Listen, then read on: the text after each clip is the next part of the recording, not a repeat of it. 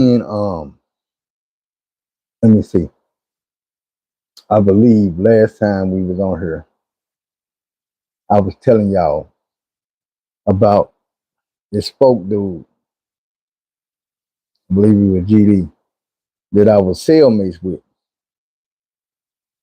I forget what type of charge dude had. We were cellmates for about a month when I first got to jail. I can't think of dude's name. I just remember dude used to always call everybody Mod. Like, man, this Mod. Him and his brother was supposed to be from Chicago. Disciples out of Chicago. This dude was a nasty dude, bro. When I say nasty, I mean this month wasn't taking no shower. He didn't want to clean the cell. And it got to the point like my cell was stinking and musty, man. And me and dude never got to fighting or nothing, but I used to have to go tell his folks on like, and if y'all remember, what's up, Pat Pat? Yes, ma'am. If y'all remember, last time we was talking, I was telling y'all, she all right, I talked to her a few days ago. I was telling y'all how, y'all hit the like button too, how I was kicking with some of the folks, and I didn't know one of them was the one that killed my big homie. But these dudes that I was kicking with, most of them was from North Little Rock. The folk dude that had participated in the murder of my big homie was from Jacksonville. And it's a difference. The folks from Jacksonville is GD, and the folks from North Little Rock is BD. So as I'm, you know what I'm saying, kick with dude, we play football, some of us be playing chess together, dominoes, spades, you know what I'm saying? We be chopping it up. I sell cigarettes when people run out of cigarettes, I used to buy me 2-3 packs on the stove. I be getting a little gas, a little weed. I'm gonna try not to say that no more. I was getting a little, you know what I'm saying, little recreation. So people knowing who I was young, man, I was 18, but I was carrying myself older than that. And every once in a while, I would have to come to these folk niggas and tell them like, hey, bro, y'all need to check y'all brother, man. And they be like, what's up? I be like, man, I ain't trying to be all and do business, bro. But this man, I ain't noticed him go to the shower all week, bro. And the man got the room smelling bad. He don't be wanting to clean up. You know what I'm saying? Dude to eat and leave a wrapper on the desk for hours. I'm like, bro, tear that paper up or tear that soup cup up that you just used and flush that down the toilet. Man, I'm going to hold on to that. Bro, you got a cup with a handle on it. You don't need to use a soup cup. You know what I'm saying? You don't need to use a soup cup. Throw that away, man. They got old soup cup juice and residue in it, and it's starting to stink, bro. Right, nasty. So I had to go get these dudes and tell these dudes what was going on. And they were violating. I had to tell these dudes, look, man, like one day, dude got 2 violations. He got violated for being nasty and not cleaning his cell. And the thing about it is, when they were violating, y'all hit the like button. When they were violating, they wouldn't be whooping on him. And that was one of the things I respected. Is that they didn't whoop on dude or beat on dude or punch on dude or none of that when they violated him. They'll take him outside and have him running laps on the yard. Have him out there doing push-ups and sit-ups, and they'll work him out. You know what I'm saying? They would actually work this man out until he have out of there. Military style. Man, dude, man, give me 50 push-ups, man.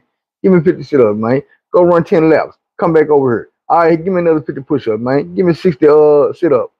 Do these burpees, man. Do these. And dude be out there working out about 3-4 hours straight, bro. To the point where when he done working out, this man don't want to do nothing but go get a shower. Straight to the shower. So I was like, bit. Dude used to had nappy hair, Back before the wearing nappy hair was cool. He would never do nothing with his hair. So one day, after this same day, after they had paid work dude out, they paid a punk to braid dude hair. That man fro was like this big and nappy. When they braided that man hair, that nigga braids came down to like here. The man hair was like this long. He wasn't combing and brushing his hair. That man hair was like this, you know what I'm saying? Fro like this. And they was like, damn, bro, your hair really that long, bro? You ain't been combing your hair and none of that, bro, washing your hair? Violation, bro. They violated dude right over. Cause they were like, bro, you making us all look bad. You making us all look nasty. And the bad part about this was, dude got violated about 3 times for being nasty, bro. Not cleaning up their room, not taking no showers, cause he took that shower. Next day he ain't take no shower. Next day he ain't take no shower. Next day he ain't take no. And I had to come back to him like, hey, bro, stinking again, bro. You know this man not, you know what I'm saying? He look alright because he got his hair done or whatnot. But this man ain't taking no shower, bro. This man not getting washing his ass, he's not washing his balls, none of that. And then he's sleeping in the cell with me and got the whole damn cell stinking. And we had a corner cell, so it was like one of the big rooms. It was like for a handicap. And I'm like, man, it seemed like it would be more room for the funk to just move around and not be right on me. Man, it was just more room to stink up. So one day, my big homie come through. And he was in there for probably about 2 weeks. And he had somebody in the cell. Dude cellmate went to prison, went home, went wherever. And I went and told the guard. I can't remember her name. It was like Wilson or Williams or something. She was from Nashville, Arkansas. Now, Ashdown. So I used to always mess with her because she had a big ass booty. I'd be like, oh, you from Ashdown. Like, it's Ashdown. I'm like, shit, face up, Ashdown, Arkansas. That's where you from. I know what it is. I know what y'all be doing. So, I came to her and I was like, hey, man, look, my cousin up there in room such and such upstairs, his cellmate bounced. So he ain't got no cellmate. Move me in the cell with dude. And she's like, I just can't move you in the cell with him. You got a cellmate. You and your cellmate ain't having no. I said, man, dude, stink. He stink. I ain't lying, man. I don't want to be in the cell with this man. That man don't take no shower. That man don't wash his ass. That man don't wash his hair. None of that. And so I said, man, dude, home wasn't be violating his ass, man. Then he want to go out there and play basketball and shit. Nigga act like he don't get musty, like he don't be sweating. I had to break all this down to her. She still shoot me down like, nah, I can't move you because you ain't got no problem. Y'all got to say y'all got a problem with each other. I'm not fit to say I got no problem with the dude. So we chilling, man. The rest of the day going by. Lunch come up. After lunch, and she go around doing her cell check, cell inspection and shit. She went to my cell and called me down and like, hey, this your cell? And I'm like, yeah. And she like, this motherfucker stink. And I'm like, I told you. Even when I clean this motherfucker in the morning, it still stink because dude clothes still stink. His body still stink. He laying on them sheets. I can't clean that man sheets and blanket and shit. That man just stink. So she took pity on me. Like, all right, I see what you're talking about. And she moved me upstairs with the homie. Now, me and the homie up there, it's a whole lot of shit was going down, me and homie. On some regular shit, some kind of jail shit, but we wasn't getting into it no shit like that. This is my big homie. I'm not fitting into it, my big homie. But one day, and one thing about me and him is, I told y'all in prison, I was one of them niggas that used to rap all the time. Well, big homie used to rap a little bit. He didn't rap all the time. He used to rap a little bit. We outside one day, we all rapping. And you know, you still be watching your back, you be looking around. So we seeing something going on, don't know what it is. But we see these couple dudes, young dudes, all the young dudes, 12, 18. These dudes older than me, but they're young. And they childish. So it's like 3, 4 of them, and they running around from group to group in their little group. And then people laughing, and they ha and they kikiing and shit. And I ain't gonna lie, we was kind of curious about what was going on. And then they get to, you know what I'm saying, we beating on the window, we rapping and shit. It's not just us two, it's more people. So they make it to our little group and they get to telling us, they like, hey man. And we like, bro, cause he started getting to some gay shit. We like, we didn't want to hear this. So I'm gonna tell y'all what was going on. They were like, man, y'all know a couple of days ago, Wink moved in the cell with the white boy. Wink is his OG blood nigga. Wink was probably like 40 years old, 45, in between 40 and 50. But he was a blood nigga. Kind of tall, slim, bald in the top, nappy hair on the side. You know what I'm saying? You come up like in the video game, the Tekken and shit. Nigga hair like that, nappy ass mustache, cause niggas wasn't really shaving like that in jail.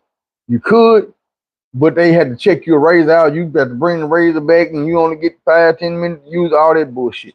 So a lot of motherfuckers just don't even worry with it. You know, a lot of people just don't even worry with their razor. They were talking about winking the little white dude. The little white dude was maybe like 18, 19. And what it was is, dude was scary. And Wink being one of these penitentiary dudes that had been in and out of jail, in and out of prison, he could see the white boy scared, bro. But he had bread. So what he did was he got up under dude, kind of like he was putting him in the box. Told, hey, bro, we gonna get in the cell together. I'm gonna look out for you. As long as you in the cell with me, you ain't got to worry about nobody running up in your cell. You ain't got to worry about nobody stealing shit. You ain't got to worry about people even coming to the bar, and then I shut all that down. Anything you buy off this store gonna stay in this cell. You ain't got to worry about nobody taking nothing from you. Just look out for them. White dude went for it. Thing is, this one is real penitentiary booty dogs, bro. Dude that got up under you, he didn't got you in that cell. Y'all know in jail, if you don't know, I'm gonna tell you, in jail, we used to have like the little windows. They about this tall, they about this wide. What a dude to do is he'll take 2 long rolls of toilet paper, just tear that off, wet that up at the top and stick it to the door. Wet that at the top, stick it to the door, now it's covering the whole window. You can't see through it. Usually, when you see that, you're not gonna knock on the door, you're not gonna hang around the door too long, because that means somebody there sitting on their toilet. And the toilet is right by the door. So if you trying to look through there, you're gonna smell some ass. You don't want to, you know what I'm saying? If you normal, you don't want to be hanging around nobody's door while they got their toilet paper up. You see what I'm saying? No diddy. So people would notice, because you can see, like, okay, even though the cells go down, down, down, they wrap around and then they come down the other wall, down, down, down. So if I'm over here and I'm looking out my window, I'm upstairs. I can see Wink them in the white boy cell was not directly across from mine, but it was across from mine upstairs, probably about 3 cells down. So at an angle, I can look over there and see they go. Then every night, there's toilet paper up on their door. Now, this is a weird thing about that. You're not gonna wait till the nighttime and go in there and take a shit while your cellmate in there got to smell that. When you out having your daytime, you know what I'm saying? If you got a shit that bad, then you might tell your cellmate, hey, bro, I'm gonna go in there and take a shit. I'm gonna eat real fast, man. I'm gonna run to the cell, take a shit before you come in there. Give you time to go in there, handle your business, blow your baby powder, light your wick, or whatever you gonna do for your cellmate have to walk back in the cell, smell your ass. You don't smell that. So you're gonna take care of that while he's either on yard call, watching TV, while he taking a shower, while he playing basketball, while he on the phone, while he doing something. While he outside this cell, you gonna go to your cell and use the bathroom. You don't wait till nighttime. They lock everybody down. I was like, oh man, my stomach hurt, bro. I'm going to the toilet. Man, that's emergency cases only. But every night, I'm at the door. Like I said, I had cigarettes, so we be fishing cigarettes, dudes, or whatever we doing. Trying to get something for ourselves. Trying to holler at the guard. But these dudes' window is covered up. Now, I was fresh in jail. I ain't really know nothing about it, but I knew what was going on. The window covered up. I'm thinking, damn, that don't make sense, though. Y'all shooting every night. But like I said, let's get back to it. When these dudes come to the window where we beating on the window and rapping, they get to tell, hey man, I think Wink knocking the white boy off. Like what? Like, yeah, man. We just went by there. We heard moaning and groaning and shit, bro. All up in this nigga cell. Like, what, man? We don't want to hear no shit like that, man. Get on away from with that gay ass shit. But he done already told everybody else. A lot of the dudes, I ain't gonna say a lot, but a few of the dudes that was over here with us rapping, walk off with dude to get the rest of the story. I didn't want the rest of the story. Big homie didn't want the rest of the story. A couple more dudes did not want the rest of the story. So we stayed where the fuck we was. Walked off with duck back. We ain't thinking nothing about it. Later on that day, I guess word had got back to Wink that he was being exposed for turning the white boy out. You know what I'm saying? Man, you getting more than cookies and cakes about that, man. So he get his little posse together. Some more bloods. Now, that's the bad thing about it. The dude that came and told us that shit was like Keydron or something like that. He was a blood. So now Wink got his little crew and he going around like, hey, man,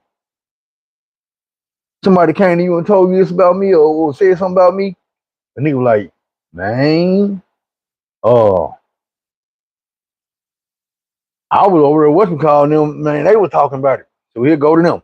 Say, man, somebody told you what about me? Man, what's calling them had told me. So we go back and back and back and back and back to this person. Now this person. Everybody saying who told them. Right, crazy. And they finally get over here to me and Big Homie. And they like, hey, man, somebody told y'all this is what about me? And I told you like this, man.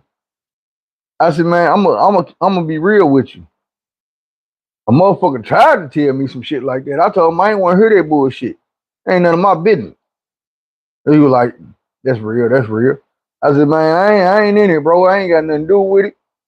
A motherfucker tried to tell me that, I ain't listen, and I ain't go to nobody else and tell them no shit like that. He was like, all right. To the best of my knowledge, we out of this shit. I already told him, man, 100% on my mama, everything we had to do with the situation, which was this much of nothing. It's about an hour or two that went by. We didn't get locked down, came back out for last child, and now we back on the yard. And the man still going group. And he finally get to the nigga that came and told us the shit. We ain't snitch on it. He finally got down and somebody finally told him, man, that nigga Keith said it's me. So all the bloods, and I'm talking about this probably about 17, 18 bloods, and it's two Crips, me and Big Homie. It's about 17, 18 bloods. It was another blood nigga named Big Country, Jasper Vick, from a place called Higgins, Arkansas. If anybody know him, you know him. Real nigga. It was a BD nigga by the name of Antoine Porter. Big ass pink lips. This nigga had got ate up by the dog, so his motherfucking forearm and shit was wrapped up. But these the only two niggas that stuck, you know what I'm saying, to some real shit. And there ain't even time for it. They had the nigga Keegan way down at the other end of the yard in the corner, checking.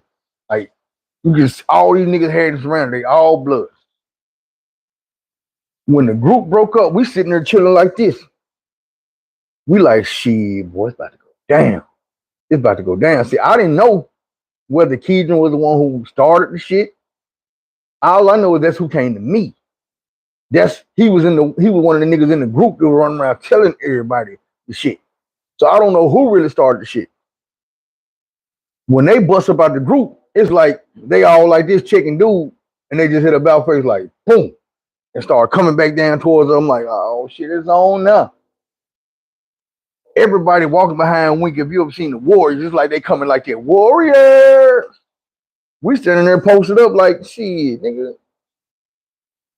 And Wink talking shit. You bitch ass nigga got my motherfucking name in your mouth. I'm gonna teach you motherfuckers about talking to me. I'm like, shit, boy, it's finna go down. So he walking up to us the whole time. It's like it's a group of us. It ain't just me. It's everybody on the yard. There wasn't a blood, because all the bloods is behind him. So as he walking up, nobody can tell who this man talking shit to. We just know it's somebody down here. So as he walking up, he talking shit. This nigga haul off and slap the fuck out of me. Pow! Nigga, I'm seeing stars. Like this nigga didn't open palm me hard in the bitch. I'm really seeing stars around this bitch. And as I turn and look at this nigga like, what this nigga did he hit me? Wow! The nigga smacked me again. Bitch ass nigga, you gonna keep my motherfucking name, but by the time he hit me again, I done snapped, this nigga snapped me back to reality. I done fired off. Wow, we boxing this bitch. I ain't gonna lie. I was a little bit scared. This was my first time fighting a grown ass man that wasn't my stepdaddy. I done fought niggas my age or a little bit older, but this nigga like 40 years old. We in this bitch going at it all over the motherfucking yard. Finally, the police come running out there. One police, big, stocky ass white dude, young. And they like, break it up, the police coming. So we break it up, we up in the police. And this nigga say, I just want to know one thing. He country said, I just want to know one thing. Is it over with? And we like, man, we was just playing, man. We was just wrestling. He was like, man, I don't want to hear that shit. You don't throw that many punches in a wrestling match. You motherfuckers out here fighting. All I want to know is it over with? Because if it's over with, then I'm going to let y'all stay out here and go on about your business. But if it ain't over with, then I'm going to have to lock these motherfuckers down because I don't plan on calling no code and doing no motherfucking paperwork. Not. And we like, shit, man. I'm like, bro, I'm straight. Nigga Wink was like, shit, I'm good. So after that was over, all the bloods go back down to the other end. We like, oh, shit, bro. These niggas plotting up. These niggas try to jump me, man. Big homie like, shit, nigga, you ain't in here by yourself. You ain't fit to fight by yourself. They gonna have to whoop both of us. So while they down there, the big homie step out in the middle. He like, hey, y'all got my homeboy fucked up. He told y'all he ain't say that motherfucking shit, nigga. He ain't say that motherfucking shit. So if you want to fight the nigga, goddamn, you gonna have to fight me. I'm saying like, real nigga. All of a sudden, the blood nigga Jasper Vick come through, and he tell her, he like, man, I know them niggas dogs, bro, but I ain't with that shit, bro. I ain't with to sit here and let these niggas jump on just two of y'all niggas, bro. They come back down with that bullshit, I'ma ride with you. Nigga Antoine Porter say, man, I ain't no crip, nigga, but shit, nigga, I'ma ride too. Cause I don't like that bullshit, bro. I ain't finna let all these niggas just jump on just two of y'all. They gonna have to whoop all four of us. So I'm like, nigga, 4 against 20. I like them all. Let's do it. And we sitting there like the whole time, like shit, these niggas come back on that bullshit. So they down there talking, and they talk like 20 minutes. I ain't gonna lie, I'm nervous, cause I'm like, man, these niggas, boy, they try to jump us, nigga, they gonna whoop our ass. I'm gonna fight, but they gonna whoop our ass. So when the nigga come back down there, he come like the same way, huffing and puffing. He get about halfway. Me and my homeboy walk out to the middle like, what's up? He like, hey, man, it ain't even like that. He said, man, my little homie them just told me, nigga, what the real was, that you ain't the one did that shit, man. That's my bad. I apologize. He said, but I'm gonna keep it real with you, man.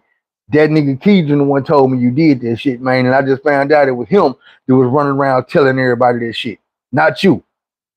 He say, man, and I'm gonna just be real with you, bro. If it wasn't for dude, me and you would have never got to fighting, bro. Dude done lied on you, he threw dirt on your name. So if you want to whoop that nigga, bro, we ain't gonna do shit about it. He said, we already gonna violate the nigga, bro. So when we get a chance, goddamn, well, we can violate him, we gonna violate the nigga. But if you want to fight the nigga head up, bro, you can go ahead and whoop his ass or get your scrap on, whatever y'all gonna do. While we having this conversation, Keegan sneaking about the crowd. He done ran off into the motherfucking building and told the police at the police booth, like, hey, man, they gonna try to get me, bro. You gotta get me up out of here. He was like, man, that bitch ass nigga catching the door right now. He said, man, if you wanna go to that nigga cell, whoop that nigga, man, go on up there. Ain't nobody gonna touch you, bro. That's on the blood. Ain't nobody gonna touch you, bro. So I look at the big homie like, shit, if you wanna get him, go on get him. So I go in the barracks and the police like, hey, where you going? I'm like, man, I gotta use the bathroom. I told y'all, same way my cell over on this side, Keegan cell on the other side, like where Wink cell is. So it's a set of stairs right behind the officer that'll take you up to Keegan's side. My set of stairs is over this way on my side of the building. Right in front of this, like, okay, if this the officer building, the officer desk, my stairs will be over here. His stairs will be over here on to the side. So I'm going past the officer booth to go up the other stairs. He's like, hey, I thought you had to use the bathroom. Like, I do, I'm going to my cell. He was like, no, your cell on this side. And he said, hey, and if you go up there and you bend that corner, you go into the hole, bro. He said, whether you make it over there or not, you go into the hole, I'm going to call the code, I'm going to scream bloody murder. So when I got up the motherfucking stairs, I'm like, I was fit to go over there. I ain't going to lie. I thought about it. I said, hey, there ain't even no point because I ain't going to get to do what I want to do. So I just went in my cell, goddamn me, used the bathroom, came back outside. I'm sitting outside, and they like, man, dude still he apologized to me like, man, that's my bad, bro. I ain't, you know what I'm saying, nigga, I would never put my hands on you like that if I would have knew what the truth was. The homies threw me down. I'm like, and this is what I'm wondering the whole time. Why your homeboys ain't keep it real with y'all the first time y'all was down there for 20 minutes having a meeting? When dude lied on me, why ain't nobody say, nah, bro, keep it real, bro. I was with you the whole time. You went to 30 different people and told them that shit before you even got to field. And when you got over there with field and was, they told you they ain't want to hear that shit. I don't know exactly what they told him at the end. All I know is he came back and was like, hey, man, they told me what the real was, that you didn't do that shit. Well, I only got 2 likes. There's 20 people here. I got 2 likes. I should have at least 19 likes. We 27 minutes in. So look, that was my first fight in the county jail. I had some more. We gonna get to them too on a later date. But that was my first fight in the county jail, man, with an old school blood nigga named Wink. Now, was dude in there doing what they say he was doing? He was. But he wanted what happened in the cell to stay in the cell. He didn't want everybody to know. And that was a lot of the blood niggas who were telling me that later on. They were like, man, dude, you know, dude was in there doing this shit, man, dude. But I've been heard about dude. They say dude was doing the same shit in the penitentiary, man. Call him a bang, man. All this shit. Uh, I guess that's like the end of this story right there. I've been trying to think of a tagline for the end of these shows,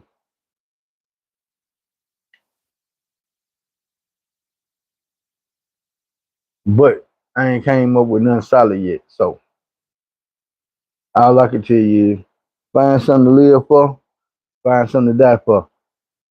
Whatever you do, don't die in jail. Yeah.